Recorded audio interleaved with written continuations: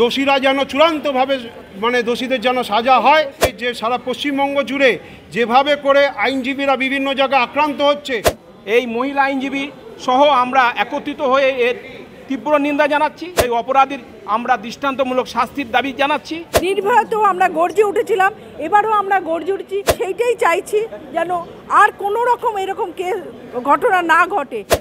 আজকে আরজিকর যে ঘটনা, যে জুনিয়র ডাক্তার রেপ হয়েছে এবং তার সাথে নৃশংসভাবে হত্যা করা হয়েছে, আমাদের বিশ্বাস এটা একজনের কাজ নয়। আবারও বলছি, এটা আমাদের বিশ্বাস, এটা অনেকে এর মধ্যে যুক্ত রয়েছে। এই পরিপ্রেক্ষিতে দাঁড়িয়ে আজকে সারা বাংলা আইনজীবী ঐক্য মঞ্চ, আজকে হাইকোর্ট ইউনিট মহিলাদের দ্বারা আমরা আজকে এই মুভমেন্টটা করছি। এখানে আমরাও রয়েছি। এবার সেক্ষেত্রে আমরা এর প্রতিবাদ জানাচ্ছি চূড়ান্তভাবে। আজকে সারা বাংলার সমস্ত দর্শক বা যারা আপনাদের চ্যানেলের মাধ্যমে দেখুক যে আইনজীবীরাও এর প্রতিবাদে সামিল হয়েছে। এই জুনিয়র ডাক্তাররা এর আগেও এনআরএস মেডিকেল কলেজে যখন তারা মুভমেন্ট করেছিল, স্ট্রাইক করেছিল, সেক্ষেত্রেও সারা বাংলা আইনজীবী ঐক্য মঞ্চ তাদের পাশে দাঁড়িয়েছিল। আজকেও এই যে জুনিয়র ডাক্তার যে হত্যাকাণ্ড হয়েছে বা রেপ্ট হয়েছে, তার প্রতিবাদে আজকে হাইকোর্ট চত্বরে আজকে আমরা একত্রিত হয়ে প্রতিবাদ জানাচ্ছি আজকে এখানে, এবং 3:30টার সময় আলিপুর কোর্টে আজকে আমরা এই মুভমেন্ট করব, এই প্রতিবাদ করব। এছাড়াও 4টে থেকে শিয়ালদা কোর্ট থেকে একটা আমাদের র্যালি বেরোনোর কথা আছে, ওই শিয়ালদা বার এবং আমাদেরও সাবাম উদ্যোগে। তা সেক্ষেত্রে আমরা চাই এই দোষীরা যেন চূড়ান্তভাবে মানে দোষীদের যেন সাজা হয় এবং নিরপেক্ষভাবে এর বিচার হয়।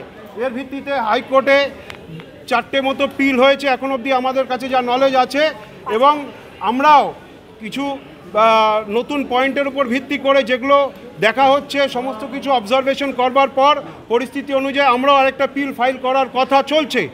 কারণ আমরা এটা চাই যে সারা পশ্চিমবঙ্গ জুড়ে যেভাবে করে আইনজীবীরা বিভিন্ন জায়গায় আক্রান্ত হচ্ছে, শুধু আইনজীবী এবং ডাক্তাররাও যেভাবে করে আক্রান্ত হচ্ছে, বা আজকে ডাক্তারদের সাথে সাধারণ মানুষে যেভাবে আক্রান্ত হচ্ছে, তার পরিপ্রেক্ষিতে দাঁড়িয়ে সার্বিকভাবে সমাজে একটা সোচ্চার প্রতিবাদ গড়ে উঠুক। এই মুভমেন্টের মধ্যে দিয়ে আজকে আইনজীবীরা হাইকোর্টের এই মুভমেন্টটা আমরা করছি, এবং সারা বাংলার সমস্ত দর্শকরা জানুক যে আইনজীবীরা যে কোনো ঘটনায় গর্জে ওঠে, যে কোনো সামাজিক অস্থিরতায় গর্জে ওঠে, যে কোনো এই ধরনের নৃশংস অন্যায় বা হত্যাকাণ্ডের প্রতিবাদে গর্জে ওঠে। আজ আমরা কলকাতা হাইকোর্টে সারা বাংলা আইনজীবী ঐক্য মঞ্চের তরফ থেকে আইনজীবীদের একটা সংগঠন, সেখানে আরজিকর মেডিকেল কলেজ অ্যান্ড হসপিটালের যে একটা তরুণী ডাক্তারের উপর যে নৃশংস একটা ঘটনা ঘটে গেল, তাকে রেপ করা হলো, তাকে ধর্ষণ করার পর তাকে খুন করা হলো, এর প্রতিবাদে আজ আমরা সকলেই এই মহিলা আইনজীবী সহ আমরা একত্রিত হয়ে এর তীব্র নিন্দা জানাচ্ছি। প্রকৃত দোষী যে অন্যায়ের সঙ্গে যুক্ত, সেই অপরাধীর আমরা দৃষ্টান্তমূলক শাস্তির দাবি জানাচ্ছি।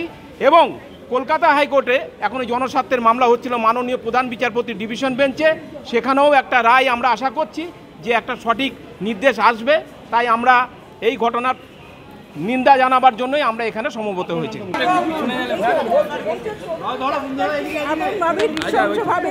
অসংখ্য আততায়ীরা এইভাবে নৃশংসভাবে খুন করলো।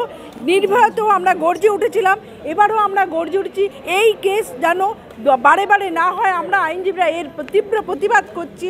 আমরা চাই যারা এই নৃশংসভাবে অত্যাচার করে খুন করেছে তাদেরকে ইমিডিয়েট যেন ধরে দৃষ্টান্তমূলক শাস্তি দেওয়া হয়। আমরা সেইটাই চাইছি যেন আর কোনো রকম এরকম ঘটনা না ঘটে। একটা ইয়ং তরুণী ডাক্তার, যার ভবিষ্যৎ অনেক উজ্জ্বল ছিল, যারা আমাদের পাশে দাঁড়াতো, তাদেরকে মুখ বন্ধ করে দেওয়া হলো, তাদেরকে মেরে ফেলা হলো, তার সমস্ত কিছু বন্ধ করে দেওয়া হলো। আইনজীবীগণ, সারা বাংলা আইনজীবী ঐক্য মঞ্চ